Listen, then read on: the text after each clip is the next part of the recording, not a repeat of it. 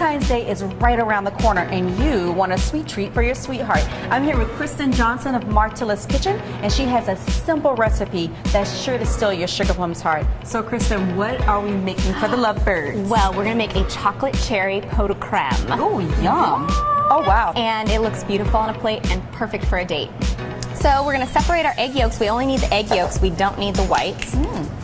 So how many are we looking at? 4 egg yolks total. And we're gonna get some heavy cream boiling on the stovetop. So I'm using 2 cups of heavy cream. Okay. But while that's going, we're gonna put a vanilla bean in it. Oh, wow, okay. As well as some cocoa. Oh, very nice. So with the vanilla bean, you just wanna very gently slice down the middle. This is an art itself.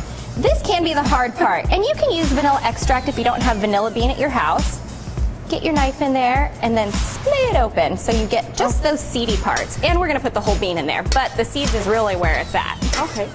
Now we're getting into some of the aphrodisiac ingredients that's going into this recipe. All right. So I'm only gonna do about a tablespoon of cocoa in with the cream mixture. Okay. So we're gonna give this a little whisk.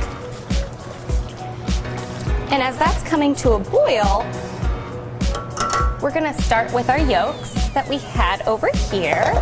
So we're gonna have yolks, sugar, just plain white sugar, a little bit of brown sugar, and we're just gonna stir the sugars in together and combine them with the egg yolks.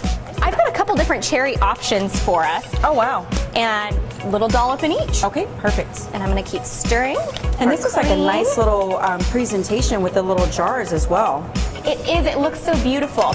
Now you can do this with any jar that's oven safe, or any cup that's oven safe.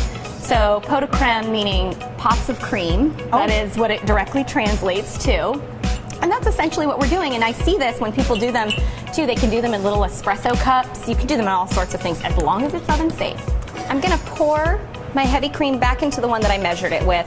And then this is the slow process. You just want to very gently put a tiny amount of the cream in to start getting the eggs tempered. And that just means that we're getting the eggs used to having a little bit of heat in them, and we're warming them up very slowly. Okay.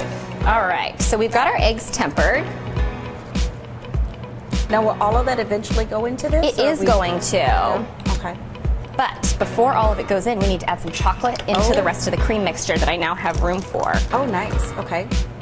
It's going to be a little bit chunky, but no worries. If it's a little chunky, we're going to strain it, so it's not a big deal. Okay. So at this point, if there were a vanilla bean left in there, if any of your eggs did slightly cook, if any of your chocolate chips didn't melt, this is the point where we have captured all of them and we don't have to worry about it anymore. Great.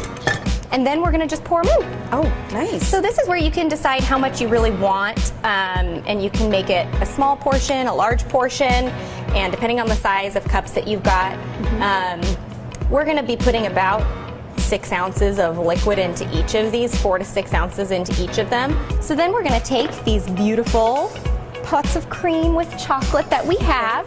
We're gonna put them in a baking dish. This is the one that we're gonna use. Okay. Thank you. Pleasure.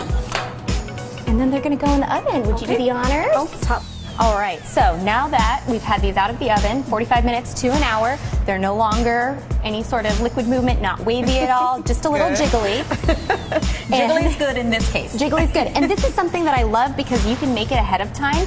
You could make this a day ahead of time and have it set up in your refrigerator, and it's good when it's cold, it's good when it's warm out of the oven. And then we can garnish it up a little bit. So what is this? This is just a little bit of whipped cream. Oh, nice. And you can use any whipped topping that you've got around, or make your own. It also looks great garnished with a fresh cherry, if you've got a fresh cherry. Oh yeah, I could see that kind of pulling it all together. Yeah. This is beautiful. And what a great presentation.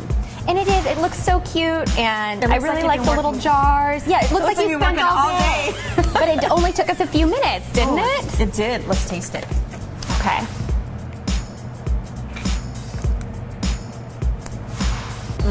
Oh my God, it's so rich. It is so rich and so delicious. Chocolatey and creamy. It is. This is really smooth too. Very smooth, and that's from all that whipping we did. Oh yeah, all in the wrist, right? Yes. So this would go great with your perfects or your favorite Bordeaux blend. So we have a 2013 Reserve blend that I think will pair so wonderfully with this wine. I absolutely agree. Yeah. Red blend would be beautiful with this. Well, you know what? For this recipe, the details of it, go to frichettewinery.com. And if you have a recipe that you want us to recreate and pair with wine, then leave a comment in the box below. But until next time, cheers!